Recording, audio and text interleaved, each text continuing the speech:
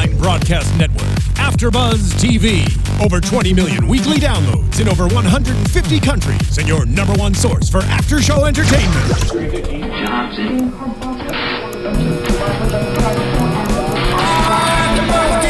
AfterBuzz TV, the destination for TV superfans, producing after shows for over 300 of your favorite TV shows, interviewing celebrities and showrunners, and bringing you behind-the-scenes exclusives. All thanks to E! Entertainment's Maria Menounos, producer Kevin Undergaro, and internet leader Akamai.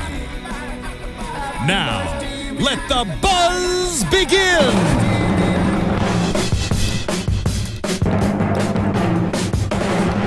If you get in trouble. That's right, ladies and gentlemen. The sound of that can only mean one thing. We're back for another AfterBuzz TV Bar Rescue After Show. If you haven't done so, subscribe on youtube.com/AfterBuzzTV. Hey, don't want to watch us? Go to iTunes or SoundCloud. All you have to do is search Bar Rescue AfterBuzz TV, and you'll find us. We're free. We're there.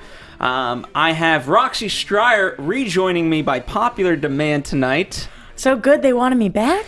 That's right. And I am your host, of course, Phil Svitek. The rest of the group, I don't know if you guys know, but John Taffer's big bar and nightclub convention is in full swing in Vegas. So, yeah, Mia's there. So she couldn't join us tonight, which would have been great because obviously she's on the episode. Yeah, and she was amazing. Absolutely. She looked adorable tonight. And Ashley's there, too.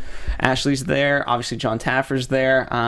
Kevin, he's not there, but he might make an appearance over there as well, so we'll see. We'll get the full report next week. Absolutely. But for today, we're talking about loose lips, loose tips. Good job. That's right. I was really nervous on that one. Yeah, really enunciating that P in tips. Mm-hmm. That's right. So we're in San Francisco, and I wish I kind of planned it out a little bit better. I was just up in San Francisco. I wish I could have gone, I would have gone to this place, but of course, foresight is just not a strong suit of mine. A lot of these bars they pick are in random places across the country, but the fact that last time we had it in LA, this time we had it in San Francisco, we got to do a better planning job doing our before and after. Yeah, but we do have all the updates for you, so obviously we'll get into that at the end of the episode. But let's start with overall impressions of the episode. All right, here's the deal. I'm a sucker for sisters.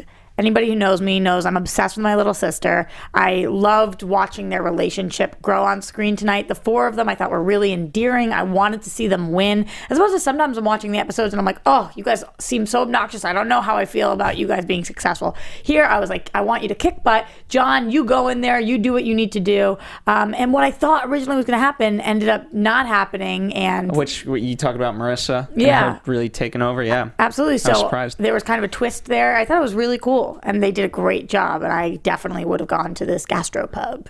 Actually, I really like the new bar, and I don't think, honestly, the bar itself, there wasn't too much to change infrastructure-wise, right? Because so many times you get the cleanliness and all this and that, and it just really came down to the sisters not having a system in place, and because of that, food and drinks were not good. But, but we didn't have to start from day, the whole restructuring of everything and cleaning. Right. Which is great because like you're saying, usually we have to first take care of the mold, take care of the mice, take care of all of those things. And now, because that wasn't a huge issue, we got to actually focus on the management, the team, the relationships, the menu, building all of these things, which is what essentially is the key point to making an incredible bar. So I thought that was cool that unlike some of the other episodes where first we had to gut the entire place and figure that out, we really just got to focus on the people. And I loved these girls. Absolutely. And it was very much evident that they described themselves as hardworking. It was very much evident. The problem was, think of like if you have a rope, right? And everyone's tied to this rope, and everyone just goes in complete opposite directions, right? North, west, whatever. And so you're pulling on this rope and you're exerting a lot of energy, but you're not going anywhere. Absolutely. And that's clearly what was happening. Right. I love when he talks about, you're all working, but you're working in different ways, in different directions, whatever it is, because they keep saying, look, this is going to succeed because we're all workhorses. But sometimes that's not the problem. I didn't look at any of them and think, ooh, lazy. That wasn't the issue. I thought, wow, there really is no core here. There is no one direction that we can all try to get to the finish line. So just like you're saying, this rope, of course, it's going to be tattered and teared if you're going to pull on it in all different directions. And I have to say, too, this is just in general for Mia, I thought she did. Tiffany did an amazing job as well. And we've had Tiffany call in before, but Mia, obviously being one of our co-hosts, I thought she's really finding a good groove on this show. Oh, absolutely. And so I want to honor that because, you know, she's obviously very close with us, and I thought she did fantastic. And I'm glad that they're giving her more screen time. I love seeing her on these episodes, not just because we know her and we know she's a great person, but also because she's very talented at what she does. And she does a great job transforming these bartenders, these drinks. She's a mixologist. You know, she really knows her stuff. So when she goes in there, she's stern enough that she says, listen, this is crap. This drink that you served me, the portions are all wrong, all of these things. And she really owns her position there. And you saw that tonight. And we saw it with Tiffany too. But they did a really good job. His experts are incredible. Yeah, and that I would definitely, I was hesitant to see how the interaction when obviously they're doing the recon, how it would play out because, you know, how much can they say? And John gave him full responsibility, I think. You know, just go in and be honest. And I'm glad that they were in that way because they didn't. There was no helping the sisters if they weren't honest, right? If like, you know what, guys, the it's not the greatest. It was okay. I didn't mind it, but it wasn't great. Like that, and that helps nobody. Right. They say, was there any part of it that was okay? Anything that was good? And she says, it was consistently bland. And that's the truth. She's not sitting here. This isn't one of those bar rescues where they walked in and they said, this was disgusting, like Maria Menounos last week who had to spit it out. It wasn't like that. It was just like, if I'm going to go somewhere and I'm going to go for lunch, I've been working my long day. All I want to do is go in, have a delicious drink and a delicious meal before I have to go to the rest of my work or whatever it is. Then I want my money to go to a great place. I want it to be satisfying. I don't want it to be I want it to be, wow, I had a great meal. Wow, that was a great drink. Okay, I'm ready to go back to work. And especially, like, you got to think, it being a lunchtime thing, part of it is the reason, right? Everyone always takes clients out to lunch or whatever. You know, I say clients because I'm in the entertainment industry, but it could be business associates, whoever. Right. And you're trying to wine and dine them. Of course. With a crap salad. Right. Who are you impressing? Exactly. And, you know, it's interesting because where you choose to eat reflects directly upon you. So even though, no, you are not in the kitchen making the food, if you pick a place and they bring you this mangled chicken and this lettuce that's horrible, then the client or whoever you're with is going to think, why would they bring me here? They clearly don't care that much about my opinion or what they're feeding me, whatever it is. But if you bring them somewhere, the service is quick, everything is on it, the food is delicious, it is fresh, then they know that you hold it a higher standard. So I think it's really important. Yeah, and I thought it was really interesting. I don't know if Mia actually knew Marissa as the owner, but it was funny. Kind of, Marissa introduced, I actually own this bar. I know. You know, because clearly, how would you know? She was sitting at the bar casually having a drink. How would Mia have known? Exactly. And part of it too, one of the things that always gets me, like when they don't have uniforms. How am I supposed to know that you are someone that's not just a patron because you're in a striped t-shirt? Right, and I'm not talking uniform like you have to wear black t-shirt, jeans, whatever it is. Like, you can look cute, you can look trendy, you guys can all have one matching little dress or whatever, but honestly, you are sitting there, you're having a drink, you look like a customer, and you're awkwardly staring at them. Am I supposed to think that you're a stalker of some sorts? Like, what are you doing? How do I know who you are? Part of it, though, it became... You have to kind of look at it from her perspective, though. Marissa's, I think, I give her credit. She put the pieces together and was like, okay, I know who Mia and Tiffany are. They're here for recon. So I would have just done a better job of like introducing myself. Of course, right you from go the get-go. over. You say, I'm the owner. If you're going to take ownership and be the owner, how are you going to not go over and say, this is my restaurant. Hope you enjoy. Here are my recommendations, etc. Yeah. Ridiculous. And the fact that this is the most baffling part of the episode when we found out that she is the successful owner of another restaurant of 11 years. What? You successfully are the sole owner of another bar. But this place isn't working? What happened there? So clearly it's not just her that's the problem. Clearly she is capable of doing great things.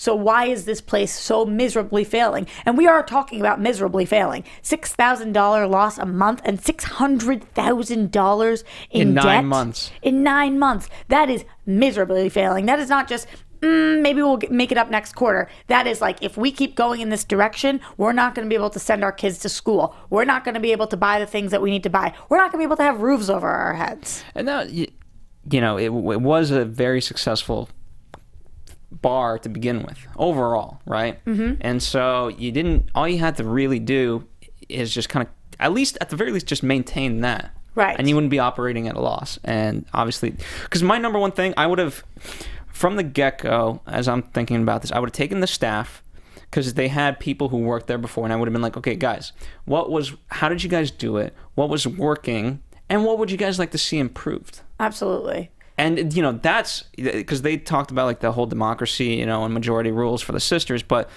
clearly something was working. So get to know the staff and figure it out and stop, especially when you have no experience, just go with what works. Yeah, I agree with you. And this is why, the people who are bartending there and did cross over management and the people who have been working there for a while, they really are the heart of the restaurant, and they know what's going on and what needs improvement and what doesn't. To not even get their opinions, for her to say she's never heard that, well, it's probably because she never asked. And if you don't ask... Well, how can you hear anything over the four of them?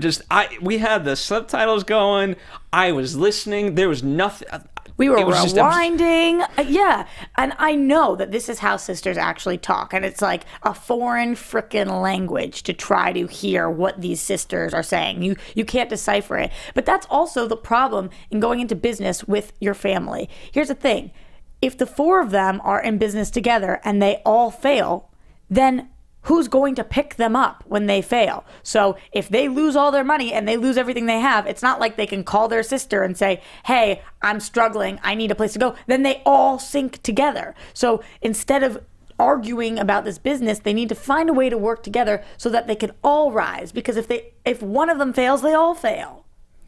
And I like the idea that in order to make this successful, there needs to be a hierarchy established and people need responsibilities. Of course. You cannot have your general manager stuck behind the bar all night. I understood what she was saying when she talks about the fact that, yes, you're supposed to help out. If you see a hole, like you, Phil, you always, if there is a hole and you see that something really needs to be done, you will go do it, even though you're very high up at this establishment. If you need to do something, you can do it. But that's not what's happening here. She was actively choosing to be the bartender the whole time. And you cannot manage and bartend at the same time, period. And you do have to train people in the right way. And one of the things that I'm very proud, like right now, honest to God, like with AfterBuzz, we have a dream staff. We really do. And I couldn't be more prouder. And it's, it took us a long time to get here. Through part of it was, we needed our own systems in place, and we there's no manual on how to run a network with 140 shows a week, but we developed and we learned, and but I'm really proud of it, and that's what you got to do. And I get it in that moment during a stress test, which, by the way, the fact that we had 2 stress tests back to back, I love that. That was so tough. Same day, you're gonna do a lunch and a happy hour. I mean, I'm sitting here thinking, wow, that's mean of you, John Taffer. But then I realized they're supposed to be able to do that 7 days a week. Yes, less so on weekends, so more 5 days. But every working, making money establishment has a lunch and then a happy hour. So having a stress test that does both is just telling. It's not mean. It's just the way things go. And, people always say, people always call John mean and things like that. Okay, but you're not, like I said, going back to me and Tiffany, you're doing nobody any services by sugarcoating anything. Yep. And as you said, if the success rides on the, lunch and happy hour, then that's what we got to get to know. Absolutely. You also have to break people down before you can build them back up. So he sits here, and when he finally does his softer talks, after he does a stress test, the next day he sits the 4 of them down, and he's like, listen, I'm looking at you guys, I see 4 sisters who love each other. Let's make this work.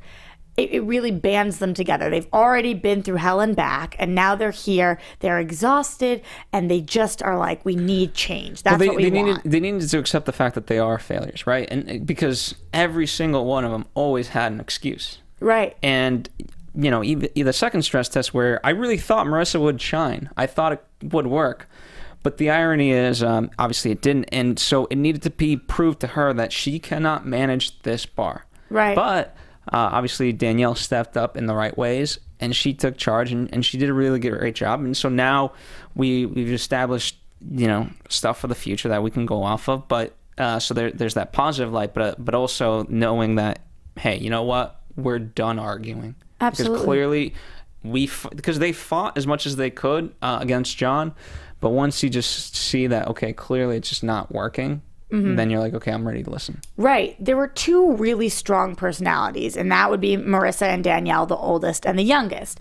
The ones in the middle felt like they were listening and felt like they were team players because they weren't saying anything. But in actuality, by them not saying anything, it just caused Marissa and Danielle to go at each other even more. So you're right that they all just needed to listen to John and figure out their individual places. One of them needs to deal with the money. One of them needs to be in general management, etc. They need to have specific tasks that they do, and none of them need to be the bartenders. That's what you hire people to do. And by the way, yes, they needed some training, but again, I forget. It was Jacqueline. She was another. I forget if she was part of the old guard or not. Marcos was part of the old guard. He was one of the cooks or the chef. Right. No, Marcos was also a bartender. Yeah? Yeah. But Jacqueline was too, but I'm pretty sure it said bartender under his name. Okay. But yeah, you especially when you have 4 of them, you don't need to get in their way. You don't need to get into whose way? Making the drinks. Right. You know what I mean? Because at that point, you can help facilitate, but making drinks is not. Right. Their problem wasn't being understaffed. No. And when these bartenders actually did what Mia wanted them to do, Mia was very impressed. She said, listen, wow, these bartenders are killing it. They're going fast. They're doing the right proportions, whatever it is. Because they were trained properly, they can do it. And actually, it's like having too many cooks in the kitchen. When you stick so many people behind the bar, yes, this was a big bar, but bars are narrow. You can't really have too many people running back and forth. It just gets too hard to get to the things you need. That's why you have your bartenders, you have your bar backs. There's very specific systems in place so that drinks can be made as efficiently and properly as possible. And what I liked when I forget the exact moment in time this actually happened, but Danielle, she said, "Hey, what are you making?" And there were 3 drinks that needed to be made, and she said, "Okay, add a 4th." You know what I mean? Because it's just you're already making it. You just up the quantity. And there you have an extra drink when you need it. Especially if it's one of those drinks that you have to muddle this, do that. It takes a process, and making them in a bunch is easier. Yeah. But sometimes that does get difficult because you don't want a drink to go stale. But if you know that somebody within the next minute is going to be ordering it. Right. Exactly. I mean, there was no shortage of people needing drinks. Right. And worst case scenario, you're going to just be like, hey, who wants this? Right. Absolutely. Great. All right. Done. I agree. If you're making a freaking mojito, it's harder to do it. It's one of those drinks that takes a long time to order. So if you're going to be making them anyways, you might as well try to.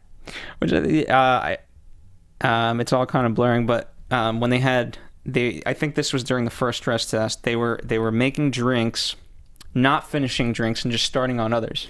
Yeah, so they're not finishing their tickets. It's bizarre. If you're going to start a ticket, you need to finish the ticket. If you start one ticket, move on to the 5th ticket, go back to the 3rd ticket, whatever it is, of course you're going to mess up people's orders. It gets confusing. It's not even that. How many drinks that they have on the counter that weren't done? Right. And all one needed was a garnish, this, or anything. Yeah, absolutely. Maybe one of them just needed a straw. Go. Get them go, yeah. So I agree with that. They made life more complicated than it needed to be. At the end of the day, yes, it is a difficult industry, but at the end of the day, you're making drinks and you're making food and you're making them the best way you can as quickly as you can. And instead, they turn this into rocket science, and it's not. They just need to do what they're being told to do, learn that process, and do it. Yeah, and that's the beauty. John's figured out the rocket science behind it. Yeah. Just listen to the rocket science. Right, he does. Yeah, that's true. No, but that's it. I mean, obviously there is not in science, but it's, especially with the 3 of them, they don't have the experience. So how are you going to know how to do it? The 4 of them? Well, Marissa, obviously, she's been doing this for 11 years. Danielle, I guess, had some experience, though, too. Yeah, she which said we kind of learned a little bit later in the episode. She said, I've been working since I moved here when I was 21. And I was thinking, you girl, you look really young. So I don't know how many years that's supposed to mean. Like, that could have been 6 months ago. But I'm not sure. Okay. Well. But who knows? Maybe it was not. Maybe she's older than she looks. But either way, the point is, she was working at a bar, which, yes, is very good to have experience working in a bar. But her sister Marissa has owned a bar successfully for 11 years. That's a whole different ballgame. So let me ask this. Why was it so difficult? Ultimately, it was the right choice. Danielle steps up, and Marissa is the operations manager. That way she can manage both bars successfully, right? And not divide her time and have one start to become more successful than the other. Director of operations, yeah. Yeah. So, but why is it that Marissa just failed? I think that some people in life are doers like that, and she would rather be there, and like she was so stressed about the bar and she didn't like to delegate the tasks or whatever it was. For some reason, this wasn't the right place. Maybe it's just because it's her sisters, and if it wasn't her family, she would feel more appropriate saying, you do this and you do that, and I'll be in the front of the house. But she either didn't trust them or didn't want to give them direction or something, and she did fail. She fell on her face. She did. And because of that, the whole thing fell on its face. I mean, that's where I look at it like, listen, if you're managing the bar properly and everything, one of the things, right, so I've mentioned this a couple times, but now it comes to her where she has to let everybody else fail. Mm-hmm. If you honestly don't trust, your staff to make these drinks, or you don't think they're going to be quick enough, obviously help facilitate, but they have their own learning process to go through. Right. And they have to learn, and so by you doing it, congratulations. You might pass the stress test. You didn't, but let's say you could. It's not going to help them. Absolutely not. I think she was afraid of what, I'm not sure, but she kept second guessing herself, and Danielle did a way better job when she finally becomes general manager. I was very skeptical of this because Danielle seemed the most opinionated. Yeah, the most certainly. Opinionated, outspoken, whatnot. But she delegated well. She gave direction. She looked people in the eye. She was clear with what she wanted, and I thought she did a really good job. Mm-hmm. The youngest one, boss lady. Now, before we continue, here's one of the things with Roxy, she doesn't have the full bar rescue history, and so unfortunately, I feel like some fans are missing out on the random Pirates update of the week. Right, so there's the infamous Pirates episode, mm-hmm. and the reason why I want to bring it up, I just wanted to have it randomly somewhere in the show, but they are forever closing. They're having a last hurrah, I think, this weekend. Wow. I encourage you, these are my opinions, these are my views, I encourage you not to go, okay, and let them fail. Okay. Because, I mean, they're done. If they're closing forever, though, it seems as if they did fail. Whether you go or not. Maybe you want to, misery loves company, so go have some fun, miserably. So there you go. There's your Pirates insertion into this episode. Thank you. Such a classic episode and such a weird history. Yeah. No, I actually remember that. You do? Yeah, I do. Okay. I'm not, that I don't. I love Bar Rescue, but I'm not like you guys where religiously this time, whatever it is. But I do remember that because you guys have mentioned it so many times on your after show. That's right. And at random moments. So I love that. 22 minutes in. All right. So we've talked about the stress test. Let's talk about the implementation of the food and the drinks. Mm-hmm. They want to have it be kind of pub-ish, but obviously has to be a little bit upscale. And I thought, and quickness was obviously a huge issue. Right. And I thought what they did between the drink seemed gin heavy, which for the financial district makes sense. And the food I thought was amazing. Yeah, I had a couple of thoughts on this. Number one, conceptually brilliant. I love that we didn't go with an Irish pub because it would have been so easy to do that. But he actually listened to what the girls were saying, and they were saying, "Listen, we moved to America. This was our dream. We love our Irish heritage, but we want to live the American dream. This is what we want." And he heard that, and he understood it, and he went with this theme. which is an American gastropub, presidential with artifacts and whatnot. So cool. And I felt like that does work in the financial district. Everybody's working for the weekend. They're getting all their stuff done. They're busy, busy, busy. Everybody has 45 minutes in and out for lunch. 45 minutes. So we got to have quick. We got to have tasty. We got to have fun. And then we got to go back to our lives pressing buttons or whatever we are frickin' doing. Pressing buttons. Well, whatever it is. I get it. You know? And so I thought that this was good. I love deviled eggs. We saw that before, but I'm guessing that they tasted way better. I love the salad. Looked incredible. Like they were saying, the bright and the color and all of that. What they were doing great. Those gin drinks, I'm not the biggest gin fan, but I would definitely have tried those because if Mia says they're good, then I believe her.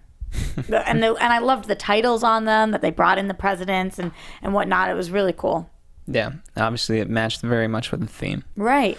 So, and then we get the remodel. I always wish we could see a little bit more, but I like how John said, you know, we have a great infrastructure to work off of here. That it would have been $100,000 bar to build today, just the physical bar. Yeah. That's crazy. So I love that he kept that and he didn't trash that and start all over. Yeah, and he used it to his advantage. He just updated a couple of things, you know, nothing major, and he went with the wood, and that inspired everything else, and so on and so forth, and it looked amazing. Yeah, it really did. I think that it looked polished and clean and fresh and fit the theme and what these girls had asked for, and I really felt like he heard them. Because he could have gone in so many different directions because it would have been easy for him to be like, oh, these are 4 Irish sisters. Yes, this is what they think they want, but actually what they want is this, whatever it is. But I really felt like he listened to them and delivered on exactly what they had asked him for, which is, of course, at the end of the day, the most important thing. Like he said, he brought a family together. And this is what the family wanted, the American dream. In San Francisco, in the financial district. It's like an amazing thing that he did. Absolutely. And so, according to the update that we got, sales were up 24%. Yeah. And they had made $210,000 gross since then in 6 weeks. So very good. And here's kind of updates outside of what we saw. Lots of positive reviews, right? But I'll start with... I love this. I'll start with the negatives, right? I hate this. No, because I want to give... Because the positives far outweigh the negatives. Great. So negative. I wish I could give this place a 0-star review. They charge $10 for a shot of Jameson here. Is that the whole review? Like, what? That seems... Here's the thing. At an upscale place like this, that seems relatively okay. I have a couple things to say on this. Number one, this is a lunchtime crowd, happy hour crowd. Shots of Jameson are not the specialty here, so that's fine. If you want to get a shot of Jameson, I'm on that team. I love me some Jameson. You are in San Francisco, which is the #1 cost of living city in America. The #1. It's even higher than New York. $10 for a shot of Jameson is very, very normal. Very normal. Some places I think you would find an $8 shot of Jameson. Some places I think you would find a $12 shot of Jameson. That's what I'm saying. So $10? I don't hold a lot of merit to this. I don't even understand what he's complaining about. Yes, would I rather sneak in my flask somewhere and drink it for way cheaper? Yes, but you are at a nice place. You are at a place that is fun. It's got a great vibe. $10 for a shot of Jameson, that's not that unexpected. Especially a place like this where it's located. Right. Jameson's a good whiskey. Now, the other negative review that I can find, this guy just didn't like the remodel. He didn't like the 1776 sign, and you know what? That was my favorite part. I love that sign. Here's the I know plenty of people, right? Kevin at his house, they have a red door. Undergaro. And there's a friend of ours. He's like, why is the door red? And there's just some people, they're just not gonna like something. That's why we all have different tastes and people have different opinions and whatnot. That's the way the world works. You can't walk into a place and give it a bad review. I mean, you can. It's your prerogative, but a bad review because you don't like what they did there. It's not like he was like, oh, the food was gross, it didn't taste good, it didn't smell good. To him, it just wasn't visually his style. It still looks good. People wear outfits all the time where I'm like, I wouldn't wear that, but you still look good. It looks good on you. It's not my taste, but I wouldn't give it a bad review just because it's not my taste. Yeah. So that's fine. Whatever. So I the good news is that those are the overall negative reviews. The positive reviews came in here last Friday to watch some March Madness. New owners must be doing something right. Place was packed. Thankfully, they had a TV outside the patio. Score service was swift and food was good. Bottom line is that the grub hit the spot. Folks are super friendly and prices are decent for financial district. And you have many more in this kind of vein. What could be better than that review? Like, honestly, I sound so sappy, but between that and the 4 girls holding hands as they got the reveal, I was like crying a little bit. I think it's really beautiful what they do. I think it's just great to see people that finally stick to it, because too many times we read these and they just go the other way of like they changed the name and they got terrible reviews. And it's good to know that, again, I look at the negative reviews, I'm like, there's no warrant here. This all goes back to exactly what John Taffer said, which was these girls are not about their egos, they're about winning. So I'm not surprised they're doing well, because this wasn't like he was going to leave and Marissa was going to go to Danielle. Now I'm going to be the general manager now that he's gone and whatever. I really felt like they were going to stick to what he said. They are about the American dream. They are about winning. So time to listen to somebody who knows what they're doing and actually win. And they stuck to it. And I think that they'll just keep on making money. And sooner than later, they will not be in that kind of debt. I mean, what did he say when they opened the bar for 1 hour? They made $2,300. That's amazing. I feel really happy for them. They did a good job. They honestly deserve it. And the good news is, good people like this, they always keep in touch with our experts. Yeah. And I'm sure, Mia's always great about that stuff. If you leave a positive impact on Mia's life, she'll keep up with you and she'll help. And I'm sure Tiffany's the same way. I think we need Mia to come in and make us that Madison squeeze, because I've got to see about the egg white. That looked cool. Egg white in the drink. I was into that. That was definitely cool. Hey, Mia, come on. Where's my Madison squeeze? It doesn't change the flavor. That's true. Just the consistency. It's just cool. I like that a lot. Good tip.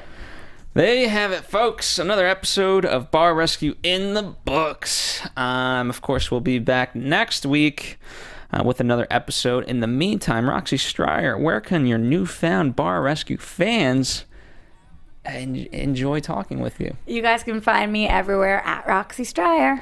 That's right. And Kevin Undergaro is at Undergaro. Mia is at Tall Mia. Ashley is Miss Ashley Daniels. She's just Ashley Daniels on Twitter and Ashley Daniels. She's Ashley Daniels on Twitter and Miss Ashley Daniels on Instagram. There you go. And Dorinda Barker is Lula Cherry Films. Yeah.